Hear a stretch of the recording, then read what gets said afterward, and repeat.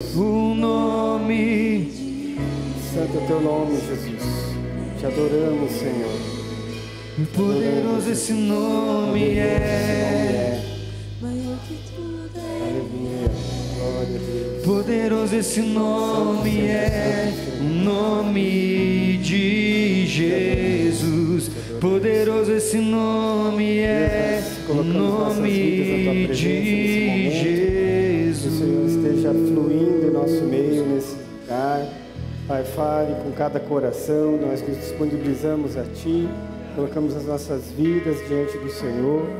Pedimos que a Tua presença se intensifique em nosso meio, Pai. Os nossos ouvidos se abram, que os nossos olhos estejam abertos, que possamos receber em nosso coração tudo aquilo que o Senhor tem para nós nessa noite. Nós te agradecemos por esse privilégio, pela oportunidade de estarmos na Tua casa. Esteja à vontade entre nós, Senhor. Que o Senhor toque a cada coração, que o Senhor toque a cada um que entrou aqui hoje. Nós sabemos, Deus, que no Teu reino nada acontece por acaso. O Senhor tem o controle de todas as coisas, Pai. Por isso nós estamos aqui nessa noite para aprendermos de Ti, para recebermos da Tua porção, Pai, daquilo que o Senhor tem para cada um aqui nessa noite. Em nome de Jesus. Amém? Glória a Deus. Aplauda o Senhor. Amém. Glória a Deus. Amém. Glória a Deus. Vou precisar do Alan aí, né? Amém. Glória a Deus. Então vamos lá. Não sei se todos me conhecem, né? Meu nome é Osmar. Casado com a Cimeia, sou pai da Bel, pai do Dani, né? Já estamos aqui desde 2018. Eu sou da comunidade AME, amém? Vocês me conhecem, né? Amém, glória a Deus. Comecei lá na igrejinha também, né? Tivemos um tempo lá de igrejinha, mas tem uns fatos curiosos aí, né? Eu conheci o pastor Marcelo, a pastora Ana, não sei se todos conhecem essa história, mas é um detalhe da história. Em 2005, eu fui fazer evangelismo com eles, porque tinha um amigo em comum que ficou sabendo do evangelismo que ia ter em São Francisco, no Carnaval, e disse assim: você é solteiro, você gosta de participar de seminários, de tudo, né? Está sempre com o pessoal aí nos evangelismos, vai com eles lá em São Francisco do Sul. Eu falei: bem, vamos para São Francisco do Sul. Nem sabia com quem que eu ia, mas eu ia. Aí vai falar de Jesus lá? Vamos lá. E aí conheci eles e participei da reunião, que a pastora Ana estava orando, né? E aquele fogo que vocês conhecem, a coisa pentecostal. E o pessoal da igreja lá olhou e falou assim: a gente não trabalha muito assim, né? Não vai dar muito certo isso aí. Então aí eles entenderam que o tempo deles naquela denominação tinha acabado. Eu participei ali, eu nem sabia que, né? Mais na frente estaria fazendo parte da igreja que eles estiveram aqui conosco, né? Tivemos juntos aqui, enfim. Mas, então, eu passei a estar aqui em 2018 e tem sido uma bênção. Já queria antecipar para vocês, né? Quem não me conhece, estando na AME, eu descobri que eu sou fleumático. Eu não sabia desses detalhes assim com tanta profundidade, né? Mas é uma coisa que você começa a saber. Então, assim, o que vocês não podem esperar de mim? Não sou sanguíneo, não sou colérico. Então, assim, por causa de Jesus, né, mantenha sua atenção. Amém? Senão você vai dormir. A minha ideia era deixar o baterista lá fazendo solo, nos pratos, assim, na cúpula. Tim, tim, né? Faz a minha parte aí, né? Mas, enfim, então vamos lá, né, pessoal? Então, assim, já aviso, né, para vocês não ficar com uma imagem ruim. Eu não vou gritar, tá bom? Você faz um esforço aí para você ficar conectado.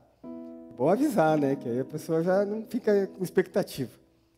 Então, eu me batizei, um pouquinho só, rapidinho, né? Eu me batizei quando eu tinha 14 anos. Eu não venho de uma família cristã. Quando eu tinha 12, meus pais se separaram. Então, com 14 anos, eu tive uma experiência com o nome, né? Lá na minha casa. Um pouquinho que eu escutei de Jesus quando eu ia na minha igreja por causa das minhas tias, que era evangélica. Eu tive uma experiência com o nome, isso é uma cena para o próximo capítulo, mas o nome foi importante e foi a questão de acabar com a minha incredulidade. Por causa da minha experiência, eu entendi, não, o nome de Jesus é poderoso, isso não é uma história contada. Até compartilhei de manhã que lá em Morretes, do lado da casa da minha avó, tinha uma assembleia. quando eu era garotinho, assim, né? Ficava lá escutando as histórias do meu avô e às vezes estava tendo culto, né? E aquele povo gritava, hein? O pessoal da Assembleia. O pessoal raiz. Era umas 2 horas de fogo e línguas e coisa arada. Eu falava, meu Deus, que povo louco. Nunca na minha vida que eu entro numa igreja dessa. Né? Mal sabia eu. Né? Não sabia o que eu estava falando, né? Mas eu achava que era muita loucura aquilo, né? E não entendia nada. Eu falei assim, não vou nem passar perto dessa igreja. Vou pelo outro lado, que eu gostava de ir no Rio. Não vou nem passar na frente para não correr o risco de alguém me chamar para entrar lá, né?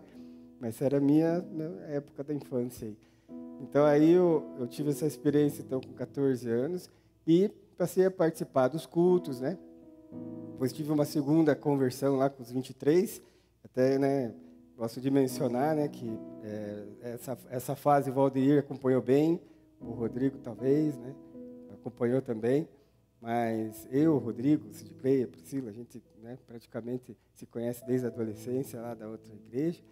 O Valdeir participou bastante dessa fase ali, mas na segunda conversão tive uma experiência com a presença, e de lá para cá tenho caminhado de forma diferente, né? Então, faz sentido esses processos que a gente vive com o que nós vamos falar. Então, eu queria agradecer também, né, honrar, né, o Jean e a Belle, porque quando viemos para a AME, eles estiveram conosco, por uma boa caminhada, nos toleraram, né, tiveram paciência conosco, uma bênção. Queria agradecer também, o Serginho e a Lu não estão aqui, mas pela coragem, né, deles darem essa oportunidade para esse Serginho, você tem certeza? Então, assim, né, hoje de manhã, a gente saiu daqui umas 3 horas da tarde, hoje não tem hora para sair, beleza? Alguém trabalha amanhã? Brincadeira, né? Não, não faremos isso, pessoal. Mas a ideia, então, assim, é a gente poder falar um pouco daquilo que já tem sido uma revelação para mim e tem feito a diferença, né, na minha trajetória com Jesus. E eu creio que vai ser importante para esse início de ano que estamos falando sobre aprofundamento das raízes no amor. A pastora Lu teve domingo passado falando também já uma introdução sobre amor e ela teve lá, né, a descrição dela era 9 tópicos e eu quando estava vendo a minha mensagem deu 10. Eu falei, Jesus, né? 10 é demais, né? Então vamos dar uma resumidinha. Então vamos deixar 9 que iguala, não vai ter problema. Mas de manhã eu nem falei os 9, né? Deixa que Jesus conduza. A gente faz, às vezes, um esboço muito exagerado. Deixa que o Espírito Santo controle, né? Vocês nunca vão saber os 9 tópicos. Um dia vocês vão descobrir, mas eu quero que você souber hoje é o que Deus quer que você saiba. Amém? Então, glória a Deus. Acho que era isso, né? Então, essa história que nós vamos ver hoje, ela não é uma novidade, mas eu sempre fico com isso em mente, algo que um diretor meu gostava de falar muito, porque às vezes tem pessoas que gostam de complicar, tem pessoas que se apegam a muito detalhe, mas o meu diretor gostava muito de falar back to the basic. Acho que era isso, né? Não sei se eu falei errado. Back to the basic. Ele gostava muito de dizer isso. Volta para o básico. Quando o pessoal começava a pirar devagar demais, ele falou assim, não, volta para o básico. Vai lá na essência. E é isso, mas praticamente, nesse início de ano, que eu penso ser algo assim importante para nós, voltar para o básico. O assunto de volta ao Éden, o resgate do Éden, o retorno do Éden, não é nada novo, não é nada revolucionário, porém, faz uma diferença aprofundar em algo que aconteceu lá, porque nós vivemos o desdobramento do Éden, né? É intrínseco, né? Faz parte do nosso ser. A gente já nasce com esse detalhe do que aconteceu lá no Éden e precisamos fazer essas leituras. Então, nós vamos fazer a leitura lá de Gênesis 3, do 1 ao 7, para entender melhor esse cenário aí, porque nós precisamos voltar ao Éden. Amém? Pode colocar lá os versículos, vamos estar vendo juntos.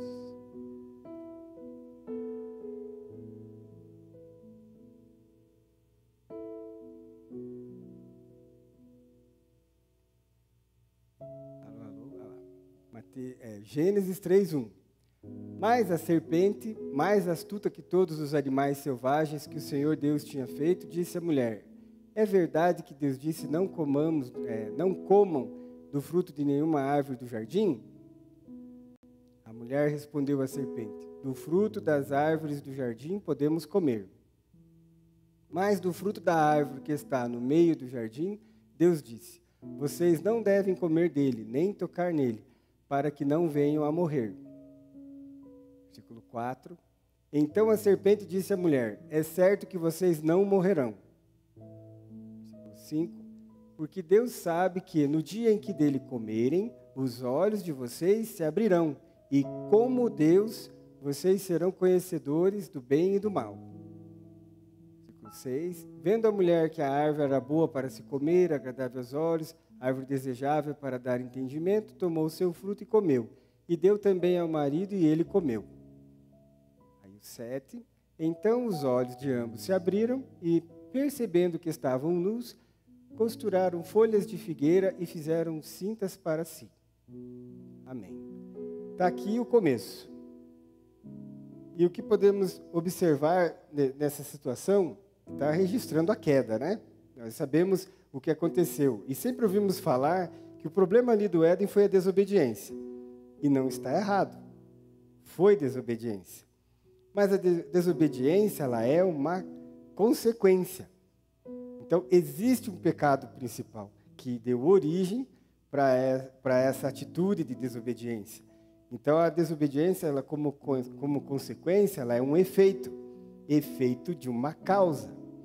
E é aí que eu gostaria de estar podendo colocar melhor, né? Tentar ilustrar essa questão de quando temos uma causa e um efeito. Quando temos uma causa e uma consequência.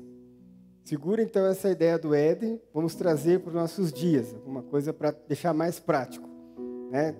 Assim como eu tinha compartilhado de manhã, acredito que vai ser fácil o exemplo. Talvez, né, nos nossos carros de hoje a gente não vê muito isso, mas eu sou do tempo que às vezes você notava por aí uns carros que tinham desgaste irregular do pneu. Sabe quando ele gasta só da parte de dentro? Fica aquela coisa esquisita, assim, tipo, aquele pneu tem a trilhazinha do lado e no meio ele vai ficando careca, né? Então aquilo era esquisito, você olhava assim, poxa, mas que coisa ruim de olhar. E ali está mostrando que tem um problema. Isso que estamos vendo ali do desgaste é a consequência. Mas qual é a causa? Se não tratar a causa, vai adiantar trocar o pneu? Vamos supor que a gente faça um teste. Não, acho que esse pneu veio com defeito, vou trocar o pneu, vou por outro pneu. Vai passar uns 5.000 quilômetros, 10.000 quilômetros, o desgaste vai acontecer de novo. Então, esse é um bom exemplo. Talvez vocês não chegaram a ver isso. Eu vi isso, né? Eu conheci pessoas que não estavam nem aí, anda assim mesmo. Mas está com um problema ali.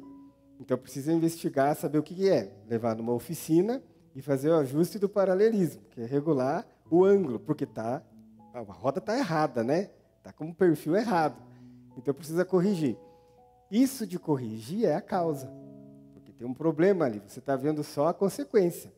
Então, essa ideia, estamos falando que desobediência foi o que fez Adão e Eva sair do jardim, ele ainda não é a total verdade. Tem mais uma coisinha aí, tem que enxergar essa coisinha. Então, vamos dar outro exemplo. Vamos supor assim, um pântano, que é um lugar inundado, tem muita água, na superfície. Então, se eu investir num equipamento, colocar uma bomba, fazer uma drenagem e sugar toda essa água da superfície, eu vou resolver o problema. Por enquanto. Vai passar os meses e aquilo que está embaixo, que é o lençol freático, vai minar a água de novo. E adianta eu drenar a água de cima? Porque a água de cima que eu estou vendo, ela é a consequência. A causa é o lençol freático. Então, quando a gente está falando desse detalhe da queda, simplesmente dizer que foi ato de desobediência, a gente não consegue fazer a boa leitura. E, às vezes, estamos passando pelo que Adão e Eva passaram e não nos damos conta. E podemos repetir o que eles fizeram lá no jardim.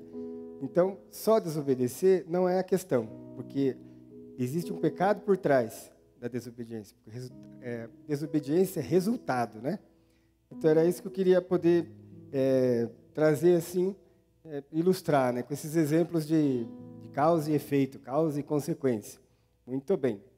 Então, quando nós lemos ali, sereis como Deus, chama atenção. E aí, como fala, né? É uma conjectura minha, pensamento meu. É inferência, né? Não é algo que está registrado lá. Mas eu começo a analisar esse diálogo. Deus colocou Adão no jardim, como temos visto já nesse semestre que passou. Os homens, né, os líderes de célula, estão trabalhando no livro lá e estão vendo que Deus colocou, né, Cleito também está por dentro, colocou Adão para cultivar e guardar o jardim. Então tinha um serviço, tinha um trabalho, tinha algo para acontecer lá, não estava lá à toa. Existia, né, o porquê de estar lá. Eles tinham uma atividade diária, ok. Na viração do dia, eles falavam com Deus e assim vai. Agora, falando sobre a serpente, não, né, por acaso é serpente que está lá em Gênesis, porque na natureza a gente entende que é um animal perspicaz, é astuto, né? E a serpente ela não dá o bote se ela não entender que você está a uma distância para isso dar certo. Se você estiver um pouco afastado, ela fica esperando. Não entrou no meu perímetro ainda, não me mexo. Mas quando você está no perímetro de alcance dela, fala, agora eu pego você. Então, é um animal inteligente que te estuda. E ele não vai ver uma cobra pulando por aí, né? Ela sempre está escondida. Porque ela só vai se manifestar se ela quiser resolver alguma coisa. Então, você percebe que, né, é interessante o exemplo de ser uma serpente. Onde que eu quero chegar com isso? Tinha um jardim todo para você fazer uma manutenção, porque Adão não estava lá à toa. Então tem que semear, tem que colher, tem que dar nome, tem que, né, fazer aquilo que o Senhor alinhou, ó, tal coisa, tal, beleza. Aí, o que é que a Eva estava fazendo próximo dessa árvore? É aí que eu começo a entender como a serpente foi inteligente. Ela percebeu alguma coisa acontecendo. Então, tinha todo um jardim para andar, mas vai ficar dando volta próximo dessa árvore. E eu não acredito que a serpente falou com Eva no primeiro dia. Eu acho que ela monitorou.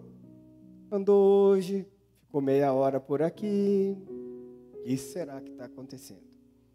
Passou um tempinho, está lá a Eva de novo, ficou mais umas 2 horinhas ali. Ih, tem coisa aí. Vamos observar. Vamos imaginar que, de repente, a Eva começou a dar muita pista. A serpente falou, vou falar com ela. Está andando muito aqui. Vamos tentar ver, né? Agora, estou entendendo que não deveria estar andando aqui, então é como se estivesse forçando o limite. E a gente começa a entender. Se tem coisas que Deus disse para a gente que não é legal, não force o limite. Tem exemplos assim, como pessoa que teve problema com alcoolismo e tratou. E aí fica sempre indo visitar os amigos no bar. Vai dar certo? Nunca mais deve pôr o pé, nem passar na rua. Porque é um ponto vulnerável. Não se exponha. Então tem coisas que Deus coloca uns limites e a gente força. É igual você ficar andando próximo de abismo.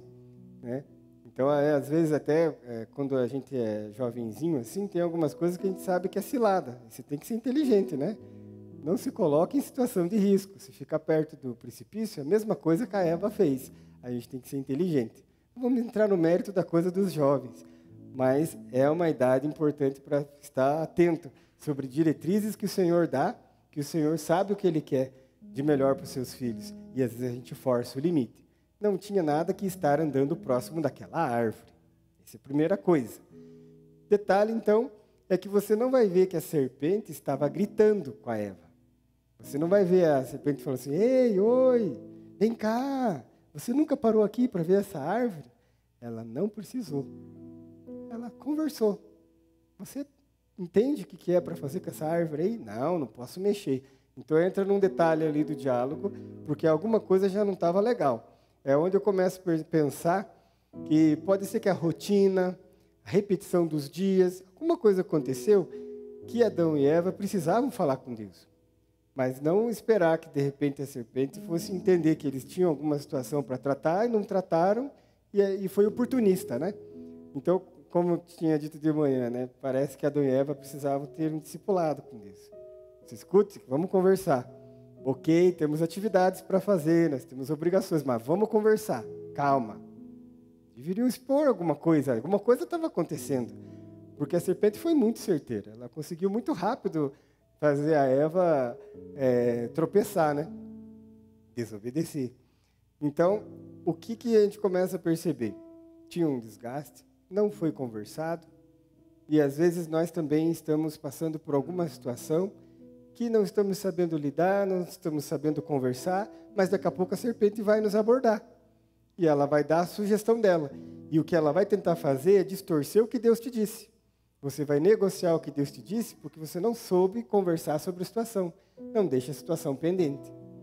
Converse, procure liderança, procure alguém de confiança, procure um discipulador, converse sobre situações. Adão e Eva não fizeram isso. E a serpente conversou e conseguiu tirar eles daquilo que Deus tinha posto lá no lugar perfeito, no mundo ideal. Mas às vezes a gente só dá valor quando perde, né?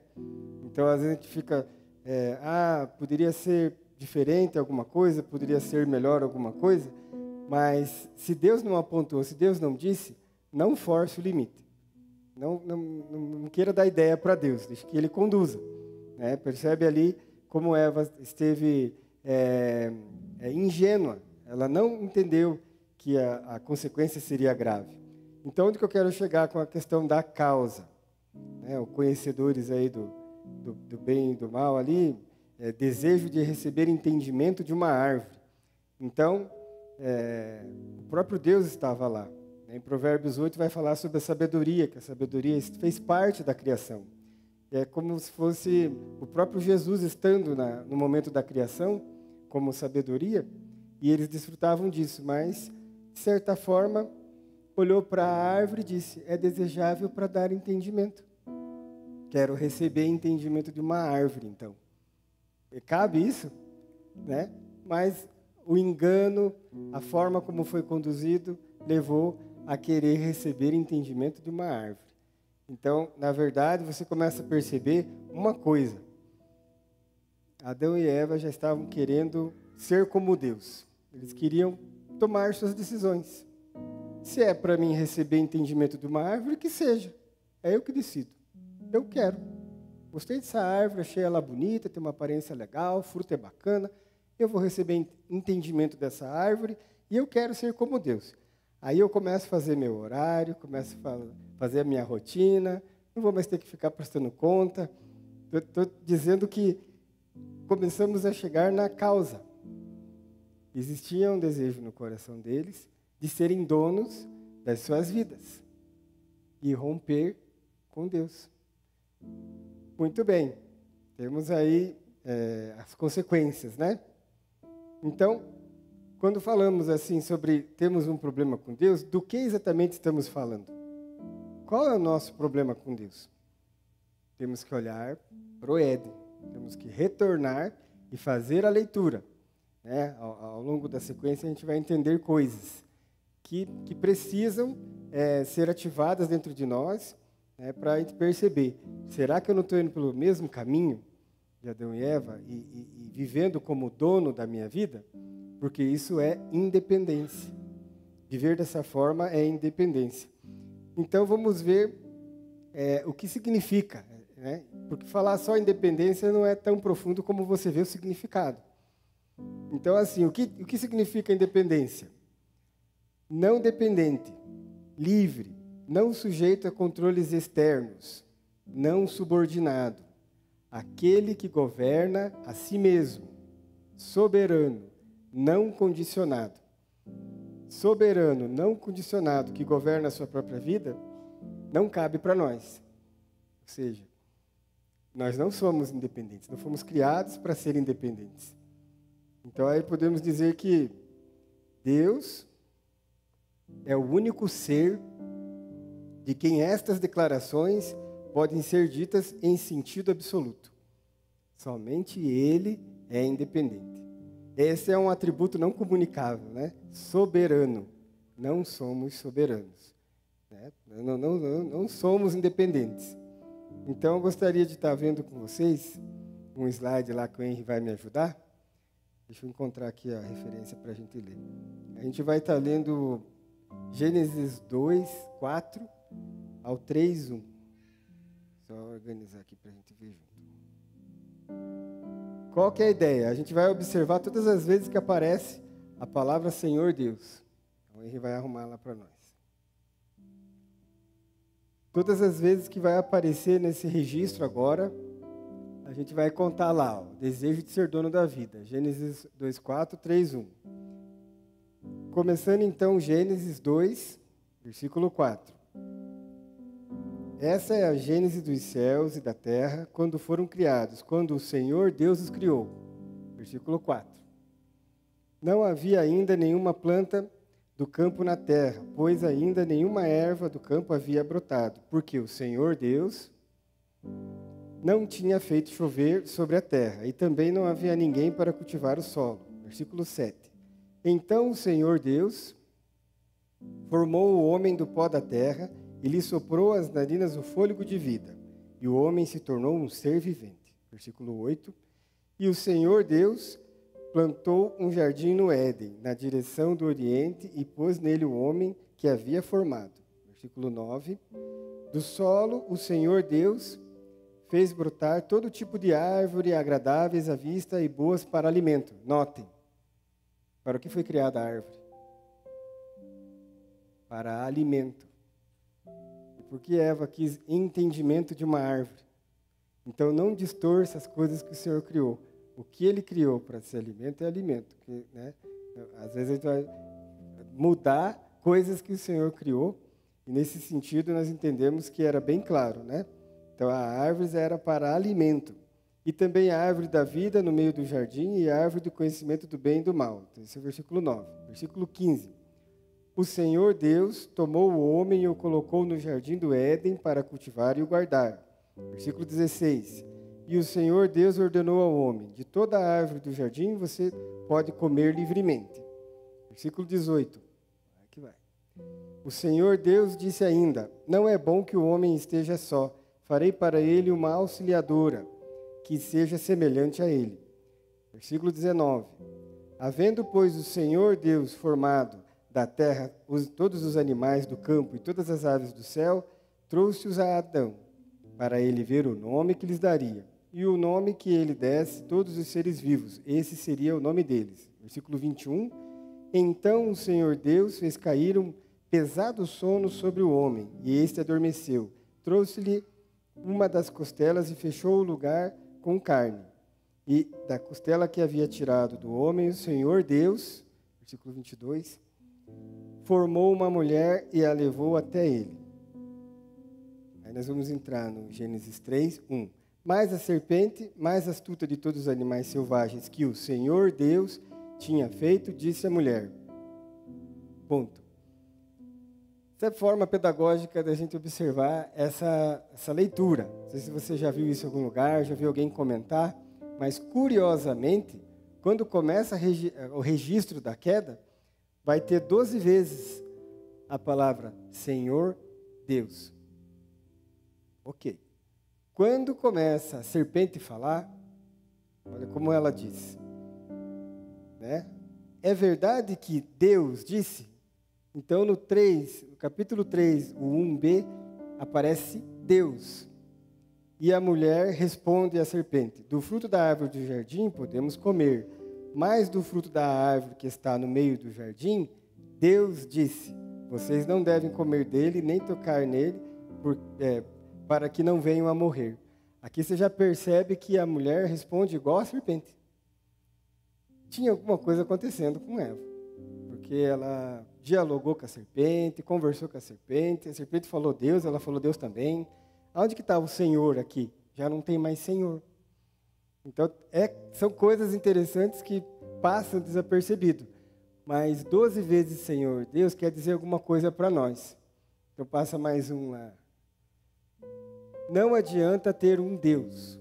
É preciso que seja, vamos falar junto? Senhor Deus.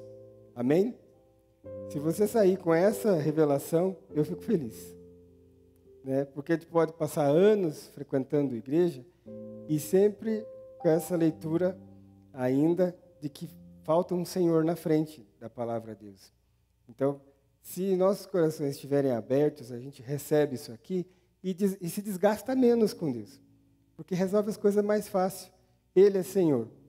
Tranquilo. Né? Já fico feliz se a gente entender que não basta ser Deus, precisa ser Senhor Deus. Justamente o que Eva perdeu por influência do diálogo com a serpente. Então, temos aí essa situação que aconteceu. Então, nós vamos ter o desdobramento disso. Então, a Bíblia vai ser dividida de duas partes. A Bíblia, praticamente, ela é de Gênesis, capítulo 1 e 2, e depois até Apocalipse. Essas duas partes aí. O começo, a origem, aquilo que Deus queria que acontecesse, que era a melhor forma possível da existência, e todo o desdobramento desse rompimento aí do jardim. E estamos nisso até que Jesus volte, né? E vamos perseverar para a gente poder ainda fazer boa leitura, né, da graça que Ele tem nos dado, para olharmos aonde Adão e Eva, né, caíram, para a gente fazer essa reflexão a respeito da independência, o desejo de ser dono de si. Então, ao longo da história, no Antigo Testamento, nós vamos ver algumas coisas assim, bem em cima desse exemplo. Quando o povo é liberto do Egito e está no deserto, e Deus se ausenta lá com Moisés, fica lá 40 dias, lá longe, né?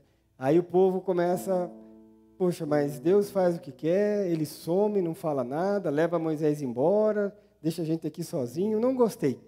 Vamos fazer um bezerro de ouro, porque um bezerro é algo que se possa transportar. Você pode pegar o bezerro, tirar ele daqui e colocar aqui. Então, esse Deus é bom, porque eu posso manipular ele. Então, eu não tenho nenhum desejo de ser dependente de Deus. Eu estou interessado em conduzir aí esse bezerro. Então, é a independência atuando, né? Não tinha ainda feito uma ligação com Deus ali. Ser um exemplo. Mais adiante, quando está sendo feito, né, o governo de Israel por meio do profeta Samuel, que era juiz, não era ainda monarquia, né, porque eles estavam no governo de Deus em Israel, era um governo sacerdotal, não era para ser de outra forma, mas eles começaram a olhar as nações ao redor e desejaram que tivesse uma figura de exército, um guerreiro também, que seria um rei, que é chefe de exército. Bom, nós queremos um rei, não queremos mais saber de juiz, de profeta, dessas coisas aí. Nós queremos um rei, uma figura política, alguém que vai, né, nos defender nas guerras. Ideia do que isso? Ideia de independência, de querer romper com Deus de novo. Muito bem, aparece Saul, rei Saul. Falha na primeira missão, né? Era para destruir os amalequitas, não destrói os animais, ainda traz o rei de lá, cativo, e não fez exatamente como Deus queria, independência. Né? Depois Jesus também conta uma parábola no Novo Testamento do filho pródigo, quando ele se afasta da casa do pai, e você vai ver que nessas histórias há uma desconexão com o pai, há uma desconexão com ele, e por isso essa independência nunca foi mapeada da maneira correta. Mas chega o Novo Testamento, e quando chega o Novo Testamento, temos João Batista. Então, nós retornamos ao Éden, entendemos o que promoveu a queda, entendemos que a desobediência é uma consequência da causa que é o desejo de ser dono da sua própria vida, fazer o que você quer, independência. E então chegamos ao João Batista.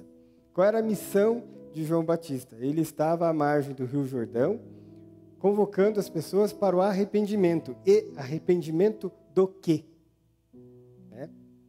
Da independência. Porque ele estava preparando o caminho para o Senhor Jesus. Então o Senhor voltou.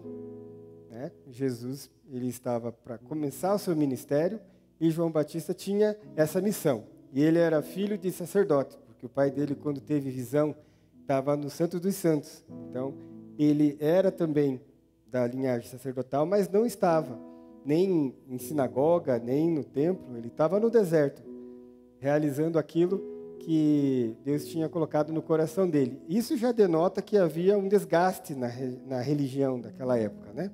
Já não era muito interessado em fazer o que Deus queria, estava só seguindo regras.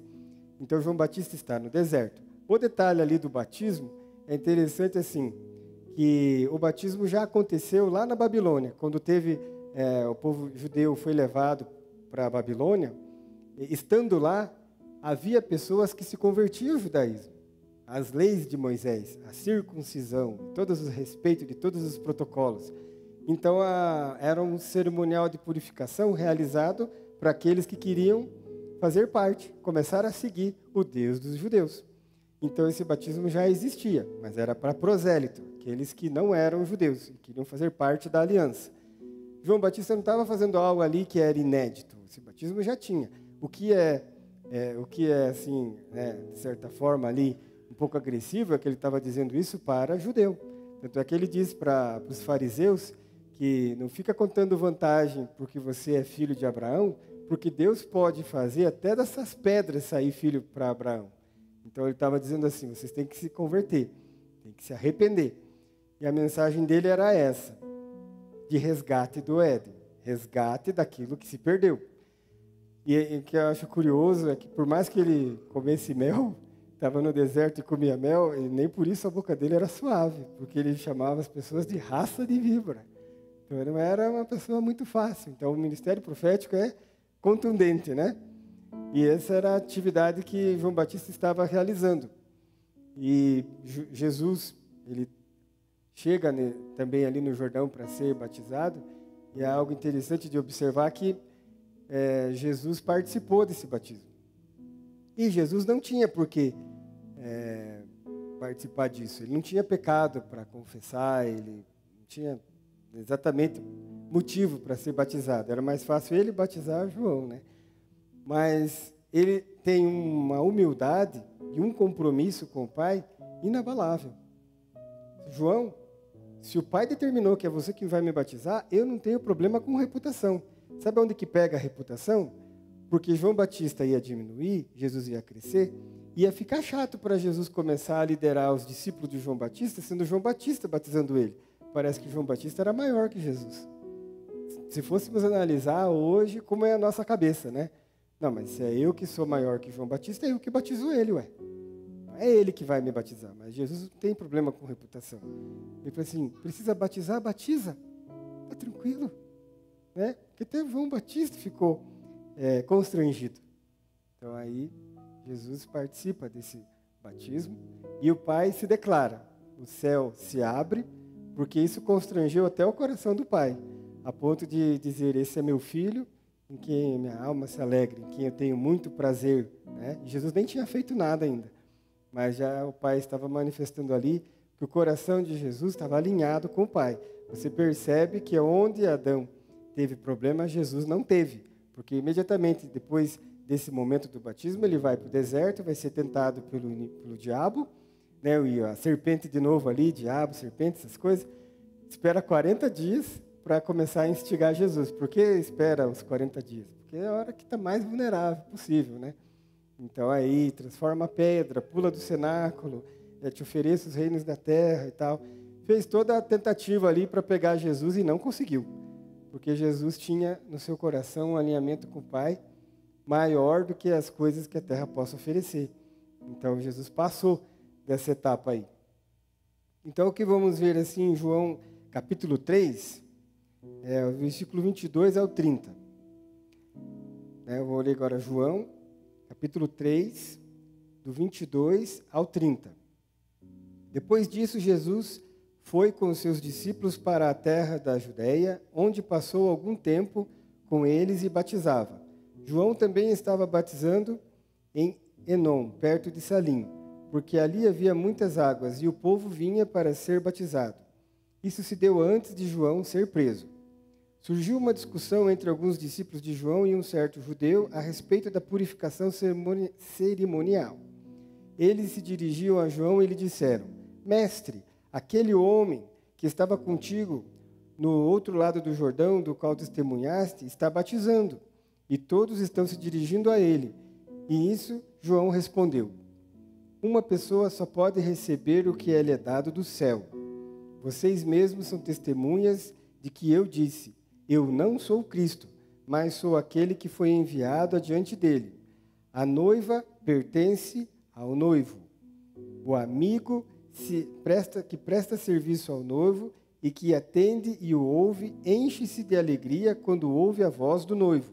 Essa é a minha alegria, que agora se completa. É necessário que ele cresça e eu diminua. Então João Batista fez a parte dele, preparou o caminho para o Senhor Jesus.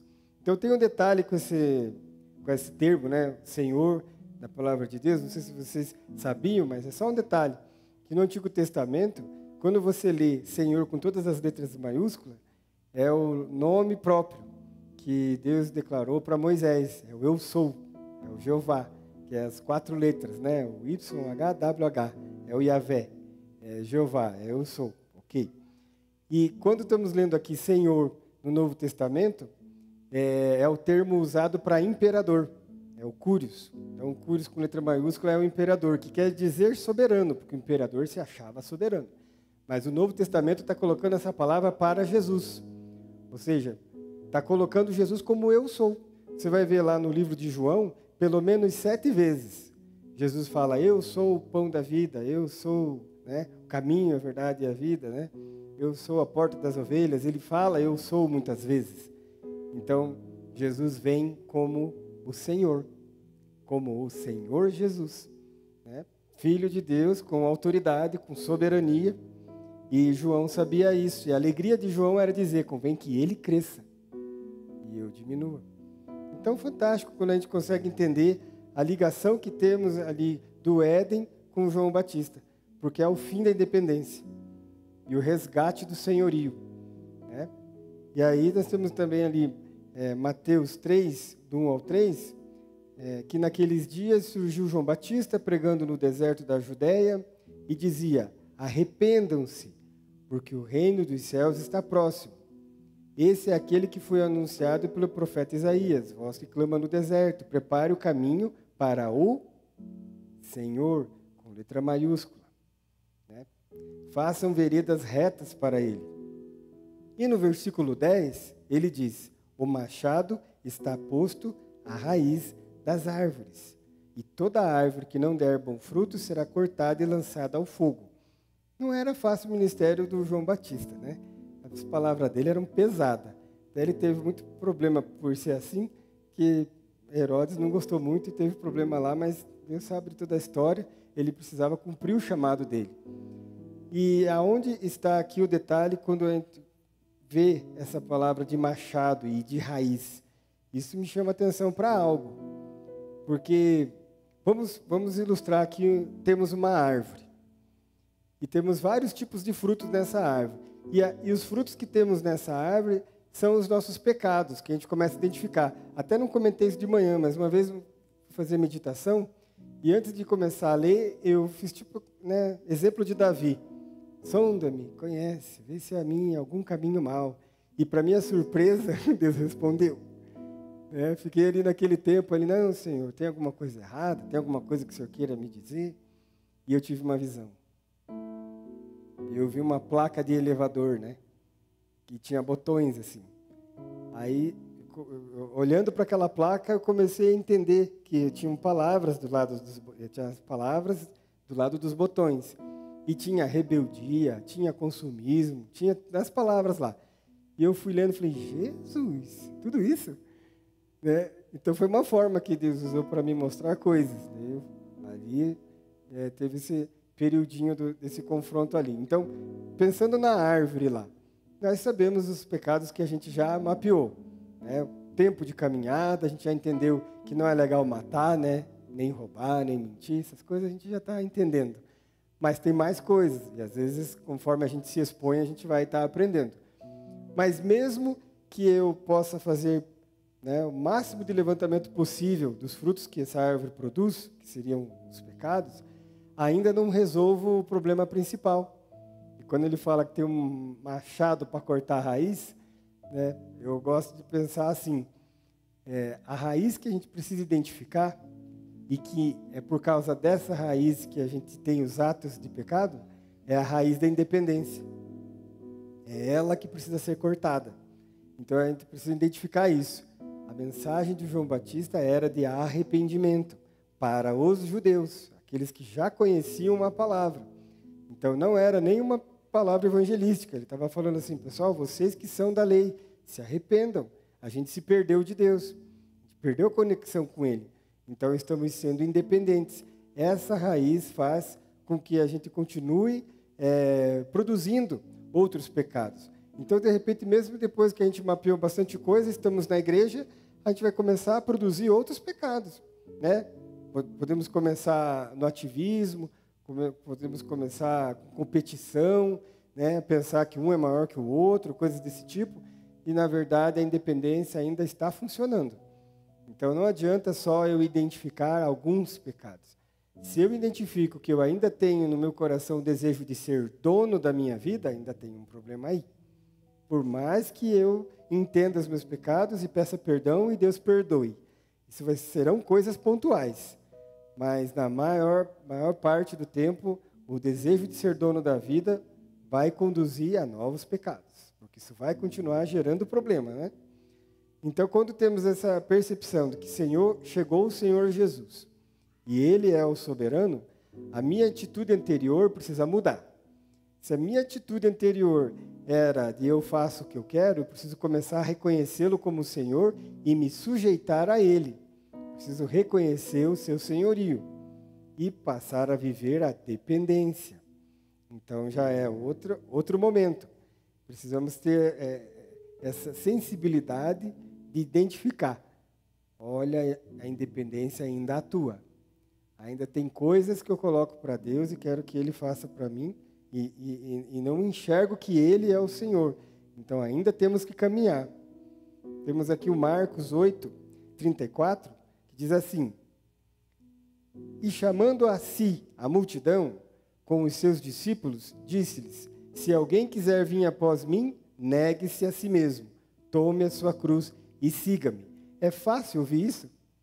Eu sei que Jesus orava, né? Ele orava à noite para as atividades que ele tinha durante o dia, ele escolheu os 12 porque tinha que ser aqueles 12. Mas os outros discípulos que tentavam chegar ali, as pessoas que tentavam chegar a Jesus para ser discípulo, não tinha muita noção do quanto era custoso isso. Andar com Jesus era uma renúncia. Então, sei quando ele chamou Pedro, Pedro saiu, deixou tudo para trás e caminhou para segui-lo. Então, ele se coloca como um mestre. E nós, como discípulos, precisamos ouvi-lo, precisamos estar alinhados com ele. A mensagem de João Batista era para isso. De outra forma, a gente ainda não entendeu o que Jesus veio fazer e o que era lá no Éden que precisa ser restaurado. Então, essa é a construção. Para isso, eu gostaria de entender assim. Então, a mensagem de João Batista é que precisa ter uma submissão 100% a Jesus. Não existe na Bíblia, nem no Novo, nem no Velho, que Deus aceita coisa mais ou menos. Lá em Apocalipse, ele vai falar que morno ele vomita.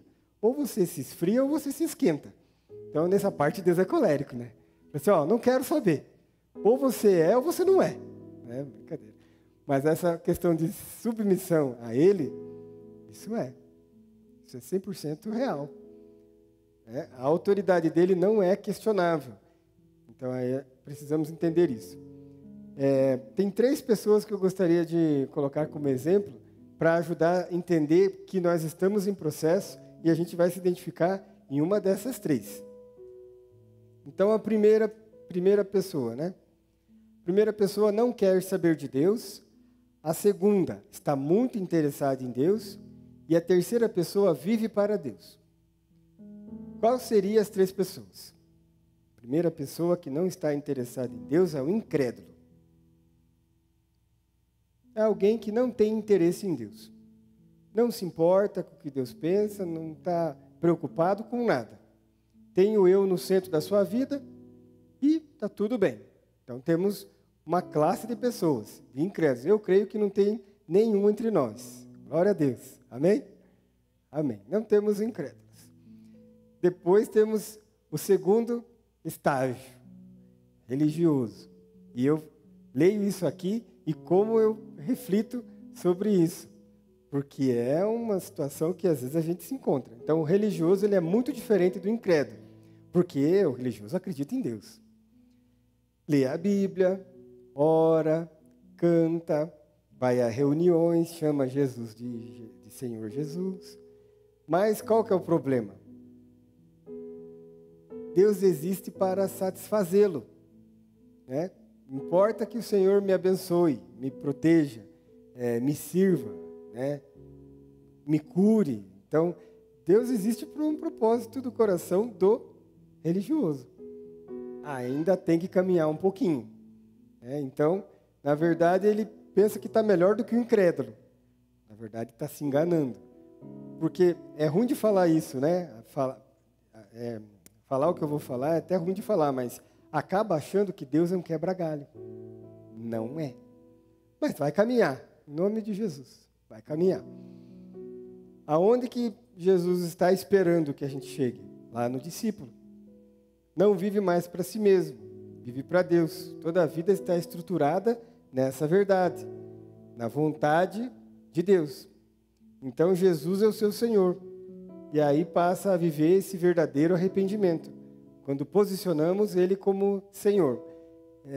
Me recordo, no tempo que eu estava lendo sobre o faraó, que era como um Deus sentado no trono.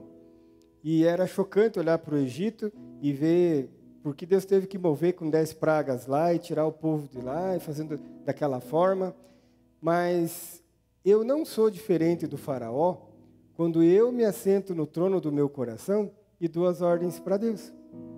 Porque eu estou achando que eu mando. Então, na história, podemos ver que o faraó se achava Deus. Eu não me acho Deus, no entanto, estou no trono. E o que João Batista disse é que saia do trono e ceda para Jesus. Ele é o Senhor. Então, começa a resgatar aquilo que se perdeu lá do Éden. Agora, vamos ver a definição de dependência. Porque até agora a gente falou da independência, que é a causa, aquilo que precisa ser resolvido. Precisamos encontrar o nosso lugar na dependência. O que significa dependência? Estar ligado à causa da minha existência. Então, quando eu entendo isso, eu estou vivendo a dependência. Estar ligado à causa da minha existência. Ninguém aqui autoexiste. A gente teve um começo. Foi o Senhor quem criou. Foi Ele que fez. Então, todos nós estamos submetidos a isso. Será que às vezes a gente não inverte isso? Que é a ideia de colocar que o Senhor está conectado com a minha causa. Então, se eu quero, né, tal coisa, o Senhor tem que fazer a minha vontade. Se o Senhor não faz, o Senhor não é bom. O Senhor não é bom. Então, a gente tenta fazer com que o Senhor corresponda conosco. Mas vamos melhorar. É onde eu queria acrescentar com o meu testemunho, né? Do segundo momento, do momento da presença. Então, o Valdeir participou, o Valdeir lembra. Então, sei lá, 2000 mais ou menos, faz uma porção de tempos. Nem faça conta, deixa para lá.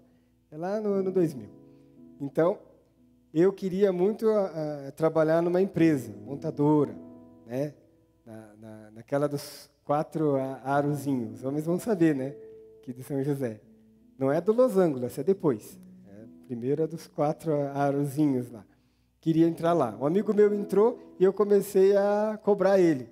Cara, leva meu currículo, mostra para algum chefe, deixa eu entrar aí também. E, né, fazendo correria lá, pressão, que eu queria muito entrar lá. E comecei a orar. Então tem todo um detalhe aí da minha história, né?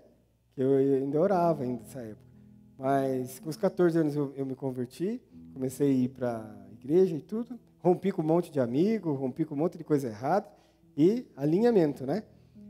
Mas quando eu não fui efetivado num trabalho lá em 95, eu fiquei chateado com Deus. Falei, poxa, estou fazendo tudo certinho, estou dando dízimo, estou indo na escola dominical e o Senhor não permitiu ser efetivado?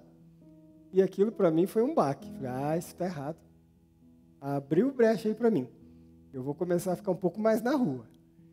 E aí eu ia para a igreja e ficava na rua. Até eu comprar um carro. Porque quando eu comprei o carro, eu não ficava mais na rua, né? Aí já ia para outro lugar. O carro só piorou a minha situação. Mas aí ia para a igreja. Eu nunca deixei de ir para a igreja. Mas com a minha convenção, né? não, Senhor, ó, pênalti aí, ó. Não deu certo entrar na empresa lá, isso não foi legal. E você vai nessa construção errada aí até quando Deus quer, né? Então, quando eu estava lá com os 23, insistindo, né? Não, Senhor, esse aqui é trabalho bom, esse aqui vai ser legal. Eu acho que o Senhor olhou lá do céu e falou, é esse mesmo? Eu acho que ele até riu assim. Ah, legal. É esse aí, também quero agora. Também quero esse.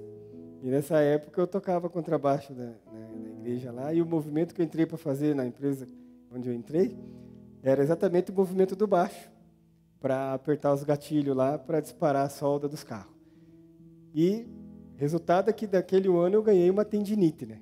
Porque eu tocava baixo domingo e ficava usando o dedo semana inteira. Então aí o tendão não aguentou, deu sobrecarga aí, mas Deus calculou. Isso foi muito bem calculado. Se eu vou pegar esse piá, deixa ele. Então é a minha colheita, né? Minha colheita. Esse ano foi difícil. Eu já percebi no primeiro dia, porque deu certo, eu entrei na empresa. Meu amigo fez a correria lá, me chamaram. Eu falei, ai, que legal, agora vai ser sucesso, né? E aí eu entrei com 200 pessoas. Para 199 tinha vaga. E aí o cara olhou na lista, acabou as vagas. E eu estava lá, né? Eu já pensei, cara, não é legal assim, né? E o cara assim, vamos dar um jeito. E começou a olhar nas linhas onde precisava de alguém. Me colocou lá para ser um substituto, né? Um coringa, eles chamam.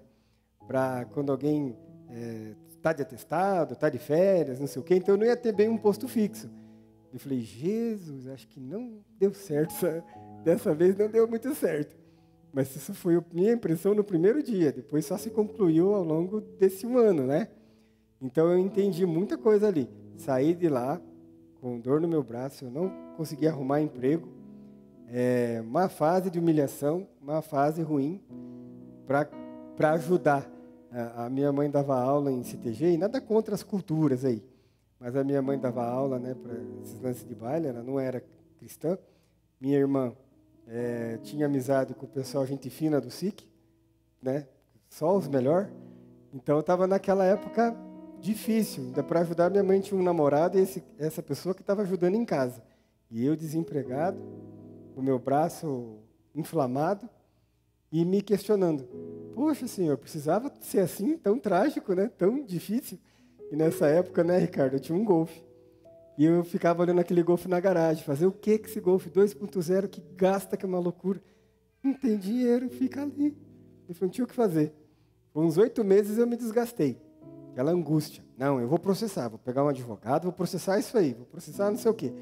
8 meses fiquei naquela angústia. E às vezes o João Valdeir me ligava, né? Aí chamava de magrão, né? Oh, bons tempos, magrão. Podia falar cabeludo também, né? As fotos é lindo, né? Nas fotos.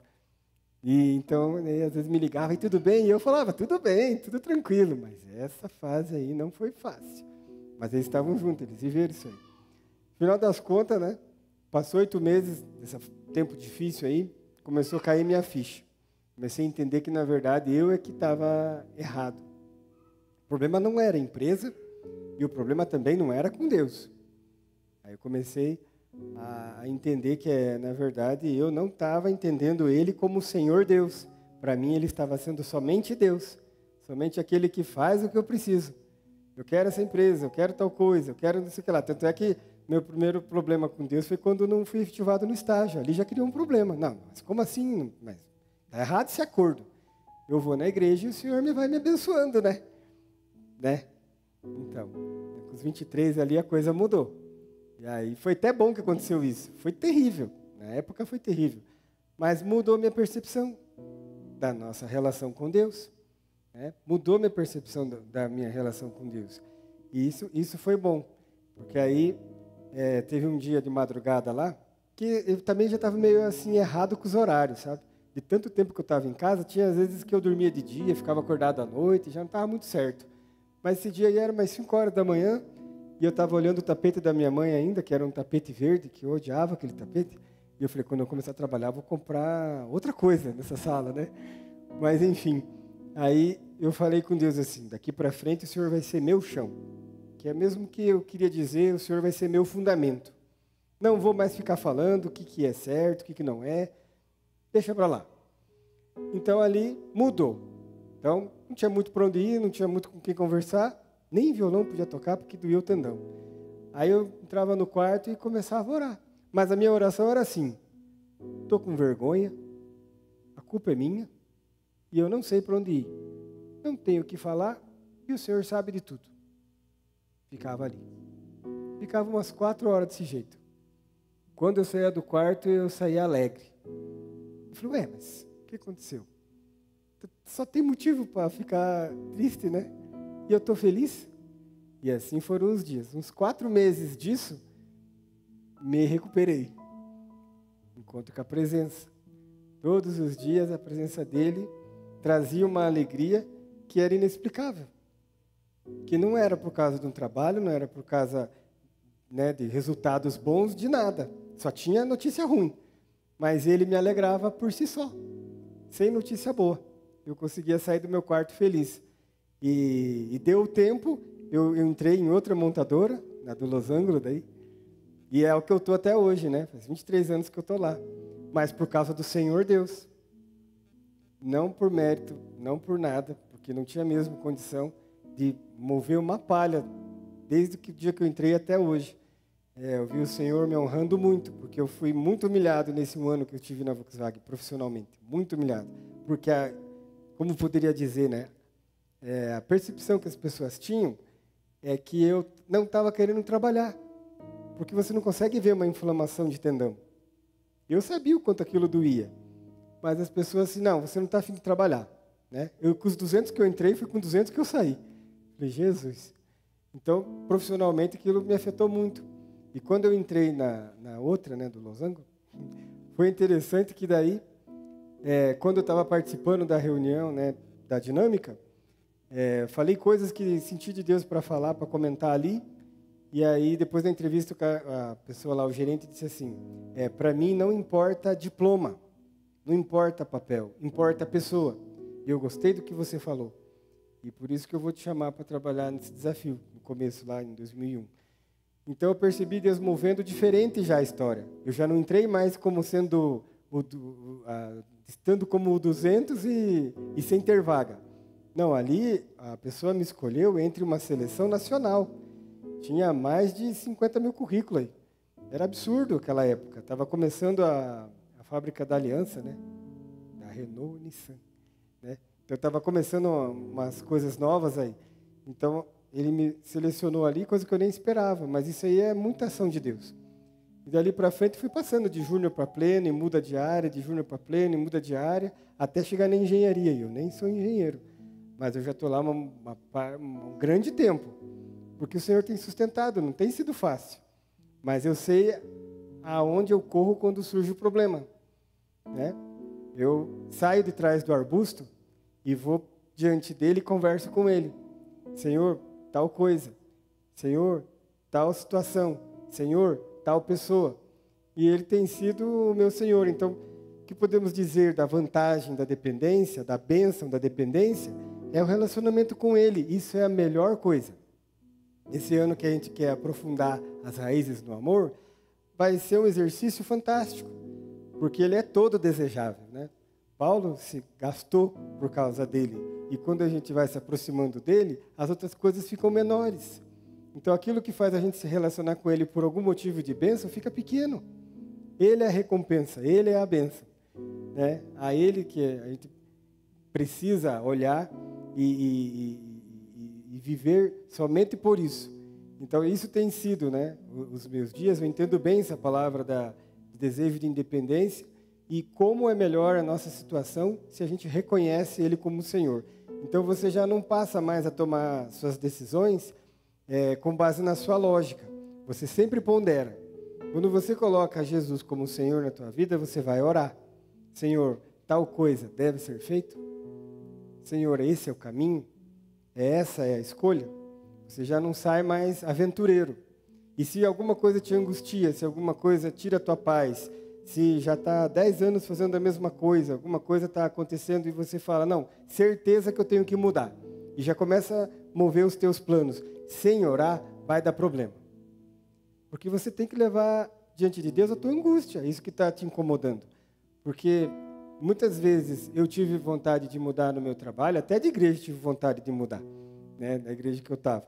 E eu ficava naquela, não, vou orar. E o Senhor me respondeu, te dou carta branca, toma a tua decisão. Eu falei, ih, que resposta ruim. Porque isso aí não tá, parece pegadinha. Assim, não vou decidir nada, deixa isso para lá. Mas ficava naquela, né? Ó, Senhor, eu queria melhorar, tem alguma coisinha aqui que podia melhorar e tal. E aí um dia Deus falou comigo, quando eu estava andando pelos corredores lá. Nem estava pensando em igreja, mas Ele chegou para mim e falou assim, o teu problema não é a igreja. Eu falei, oi? É o quê? O teu problema é que você não confia em mim. Então aí Deus estava me conectando a Ele. E não a coisas externas, né? A base da nossa existência vai ser Ele. Então não está em pessoas, não está em estruturas, não está no trabalho, não está na igreja, nós estamos nele. Ele é a causa da nossa existência. Amém? Qualquer outra coisa está errado. Se hoje Deus nos deu essa oportunidade de voltarmos ao Éden, é para a gente ter isso certo na nossa cabeça. Ele é o Senhor. E não é para o teu mal, porque Ele é o Pai que ama o seu filho. E algo que Deus falou para mim um dia, quando eu senti que não era para eu almoçar, eu fui para o carro, fiquei orando, né, no meu trabalho lá. O Senhor falou bastante comigo assim, Ele é um pai do nível daquele que se assenta na arquibancada para ver o seu filho jogar bola. E Ele deseja que o filho, vai lá, faça gol. Eu quero ver você avançar. E se às vezes o filho cai e se machuca, vamos, levanta, ainda dá tempo, vai lá, fica torcendo por você. E Ele deseja honrar os seus filhos, assim como nós que temos filhos desejamos às vezes promover o nosso filho por alguma boa ação que ele faz, por um ato de obediência, a gente deseja honrar os nossos filhos. Mas Ele está ali como um pai. Então quando a gente fala assim, Senhor Deus, fica pesado, mas é a melhor situação para nós, porque Ele nos criou para estarmos ligados a Ele. Ele é o Pai perfeito e nós não devemos questioná-lo, não devemos desconfiar de nada que Ele tenha para nós. Temos que entender quando Jesus fala que o verdadeiro amor lança fora todo medo. E se aperfeiçoar nesse amor. E se aperfeiçoar nessa entrega, nessa renúncia do nosso eu, que é diária. Que a gente precisa estar reconhecendo Ele como Senhor e desistindo de ser dono da própria vida.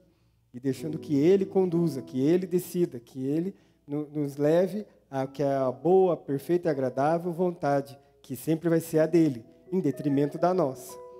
Então esse é o fim da independência e o início de uma jornada com Deus que nos conduz a crescer as raízes no amor. Amém? Vamos ficar de pé, convido o Ministério de Louvor. E eu gostaria que você estivesse pensando sobre isso agora, aí onde você está, no seu lugar, a respeito do nosso coração, como está. Esse ano que se inicia, tivemos um período de pausa, do recesso, mas nunca temos recesso de Deus, né? Constantemente estamos ligados a Ele. Mas aproveite esse tempo e essa semana para estar meditando a respeito da raiz da independência, o quanto isso está funcionando. Porque se você vem para a igreja, vou dar uma ideia, você vem para a igreja e a música não foi a música boa, e a cor não gostou de não sei o que lá da cor, e alguma coisa não aconteceu igual você queria, e tinha um buraco e ninguém tampa aquele buraco, e alguma coisa assim sempre está te incomodando, é porque você ainda não chegou lá no nível do discípulo. O discípulo, ele se engaja. O discípulo vai olhar para a situação e vai falar, o que eu posso fazer para resolver? Como eu posso fazer para melhorar? O discípulo olha o reino. O discípulo enxerga as pessoas, aquelas quais Deus ama. O discípulo vai se envolver com isso. O discípulo vai experimentar esse ano, esse crescimento no amor. Mais importante que programação, mais importante que as coisas estejam como você gostaria, são as pessoas que estão aqui. Deus ama. E você é um agente de transmissão, de transmitir isso. Deus conta com você nesse sentido. Quando você está como discípulo, quando você coloca Ele como Senhor, você vem para o culto de uma outra forma. Você vem para agradecê-lo, para reverenciá-lo. E você se preocupa em fazer parte do reino. E não em ser um crítico do reino. Então é desse lugar que a gente precisa se mover. A gente precisa entender o que o reino precisa e como eu posso interagir. De que maneira o Senhor me chamou para estar participando. Amém? Então feche os seus olhos, vamos estar orando. O Senhor do Louvor também vai estar conosco aqui cantando. Vamos adorar, vamos orar. Amém? Se sentiu de cantar, cante. Se sentiu de orar, ore. Esse é um momento teu com Deus. Amém?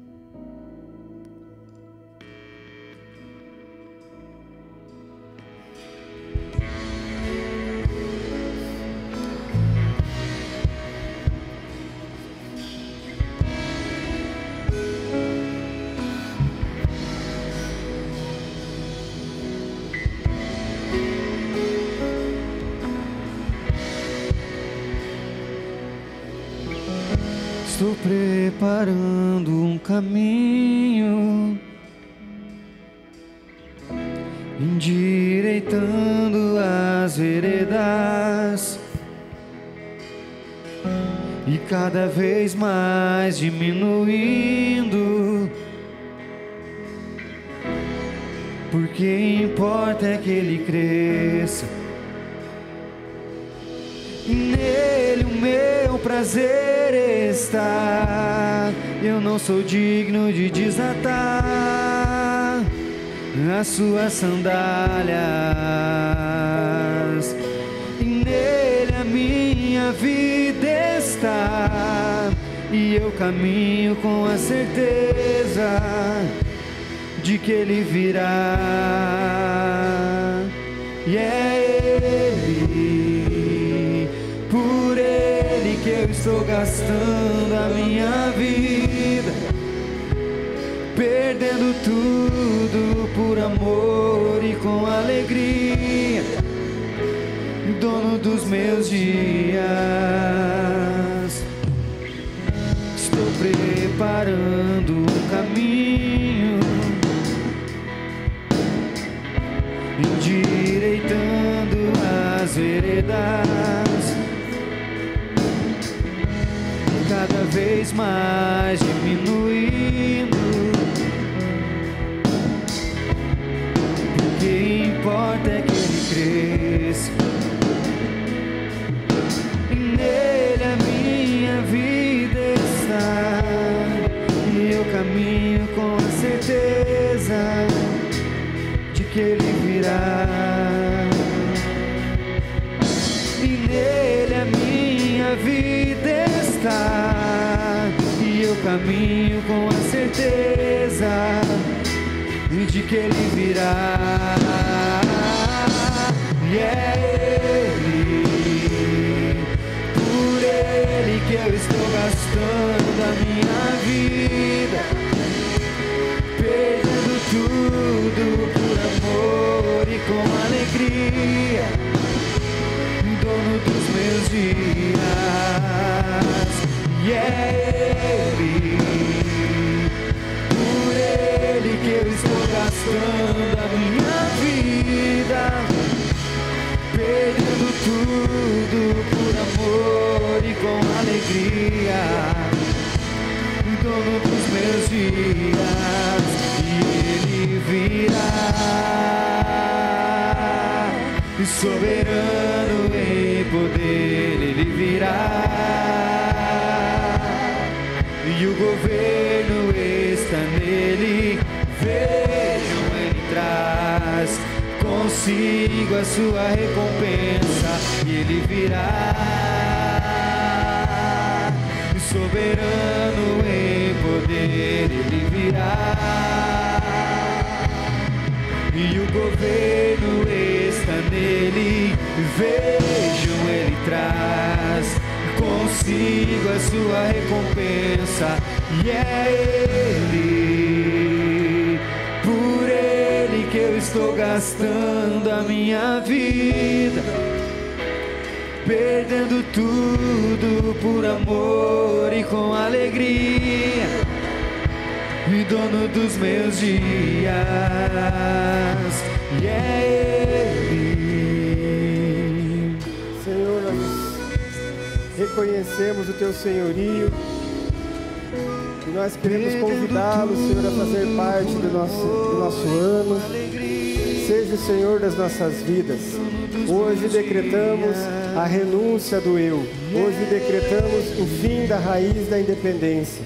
Que possa crescer a raiz do amor. Que possamos entender o coração de Jesus, que possamos olhar como Jesus, que possamos interessar as coisas que Jesus se interessa, que Ele seja o centro do nosso coração, a motivação, tudo aquilo que fizermos, seja para honrá-lo, seja para bendizê-lo, seja para promover o reino, porque nós entendemos, Deus, que os dias estão ligeiros, os dias estão passando rápido, e nós queremos entender o nosso propósito e cumpri-lo da melhor maneira possível.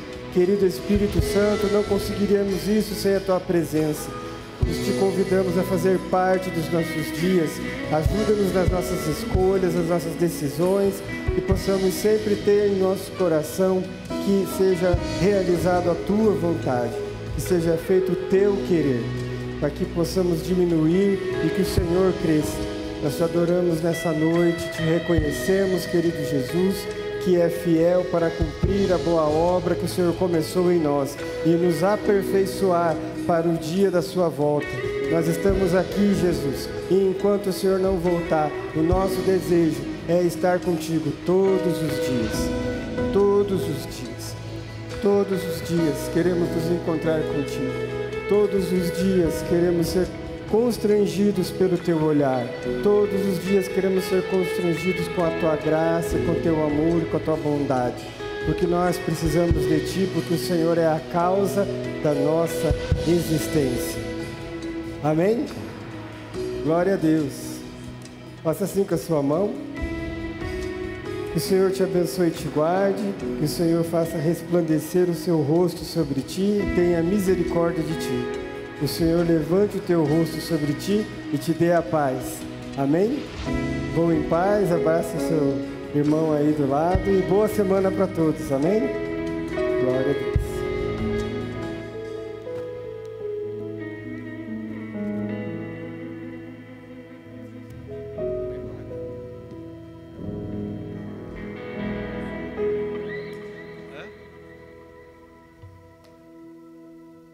Abençoe.